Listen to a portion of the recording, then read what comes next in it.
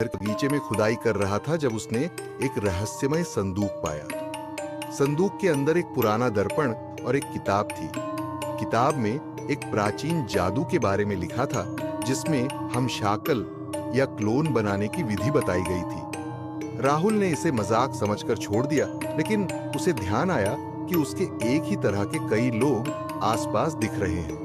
रात को राहुल ने उस दर्पण को अपने कमरे में रखा और उसकी किताब को पढ़ने की कोशिश की। जैसे ही उसने किताब में बताए गए मंत्र का जाप किया, दर्पण की सतह पर अजीब सी हलचल होने लगी और दर्पण से एक और राहुल बाहर आया। यह क्लोन हूबहू राहुल जैसा ही था, लेकिन उसकी आंखों में एक अजीब सी चमक थी। राहुल ने सोचा कि यह एक मजेदार प्रयोग हो सकता है, लेकिन जल्दी ही उसने महसूस किया कि क्लोन पूरी तरह से अलग था और उसकी इच्छाओं और इरादों में कोई समानता नहीं थी।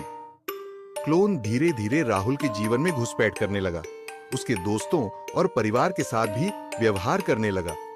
राहुल को एहसास हुआ कि क्लोन उसके जीवन पर पूरी तरह से नियंत्रण पाने की कोशिश कर रहा था और उसकी पहचान को छीनने की योजना बना रहा था।